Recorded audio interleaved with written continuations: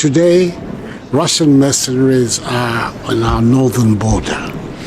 Burkina Faso has now entered into an arrangement to go along with Mali in employing the Wagner forces there.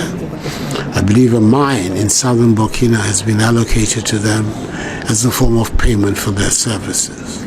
This video, the Ghanaian president Nana Akufo-Addo was caught live on camera selling out other African leaders for money. So I want you to watch the full video and I'll come back to explain. Watch the video to the end, guys. Share, like, and comment. Greatly appreciate the peacekeeping contributions that Ghana makes, but also just more broadly, your own leadership for peace, for security, for democracy. Many challenges, but we're grateful to actually be facing them together, and really pleased to have you here this week for the summit. So thank you, Mr. President. Appreciate the time. So, Mr. Secretary, thank you very much. We'll just thank the American government for the invitation to participate in this summit. I think it's a summit that's been long overdue. I believe it's the second. The last time was, over 10 years ago. Today, Russian mercenaries are on our northern border. Burkina Faso has now entered into an arrangement to go along with Mali in employing the Wagner forces there. I believe a mine in southern Burkina has been allocated to them as a form of payment for their services. Prime Minister of Burkina Faso in the last 10 days has been in Moscow. And to have them operating on our northern border is particularly distressing for us in Ghana. Apart from not accepting the idea of great powers once again making Africa their theater of operation, we have a particular position that you know about over the Ukraine war, where we have been very, very vocal and upfront about condemning the invasion of Russia by Russia. And therefore, then now to have this group at our borders is a matter of some considerable disquiet and concern for us.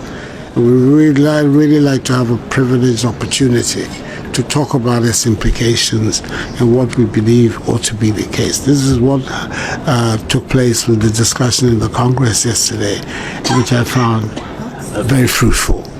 And I would like that the themes of that discussion should be the themes that we should continue to address.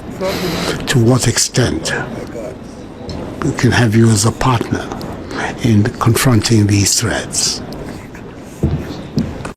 What the hell is going on in Africa? Like, seriously, you have leaders in Africa that are only serving their own interest. And this is a president of Ghana, and his neighbors are Burkina Faso. He has boundary with Côte d'Ivoire. And this guy is sitting on the sideline of the African-US summit, which he called for, and he's sitting across the table. In fact, if you look at the introduction, he said, Mr. Secretary.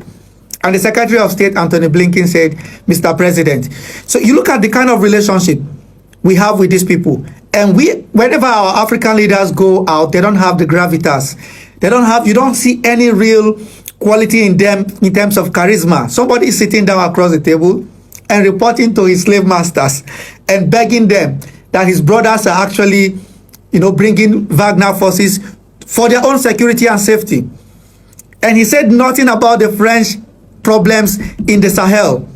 This Ghanaian president said nothing about the French activity in the Sahel. He said nothing about the American military base in Agadez and the American military base, by the way, in Ghana, that are bringing in these weapons and bringing in these drugs and have proliferated the region with small arms and light ammunitions. And then he sits down on the table, acting like he's talking to Jesus Christ, reporting. Oh my God, this is just childish. This kind of playground stuff that you do in primary school, and you snitch on your other friend because you want the teacher to like you. This Ghanaian president lacked any form of charisma or gravitas. Is sitting down there like a kid and reporting to his colonial masters on what he wants them to help him do. And yet we talk about African unity. Yet AU is dead. ECOWAS is no longer working. These organizations are tools used by the West to keep Africans divided. This is shocking. Like, these guys are trying to solve the problems on their own territory, and you are right there from a very wealthy family where most Ghanaians cannot afford a 3 square meal. You are there discussing and talking about democracy in a country where you have so many people living below the poverty line. Even across the border in Nigeria is the same thing.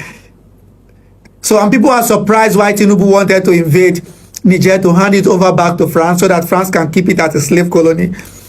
We don't have freedom in Africa. There is no freedom. And these leaders must go. People call it military coup. It's a revolution. If it comes from the people, like what happened in Niger, it is acceptable. But the military coup that happened in Gabon, the French did not say anything about it. The Americans did not say anything about it.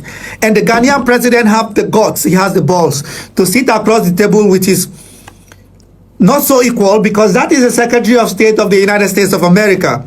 And you are the head of state. Sitting down like a kid and reporting to the Secretary of State of America that the other kid stole your pen. I mean, you guys can agree with me or disagree with me. Whatever you think, just write it down in the comment section.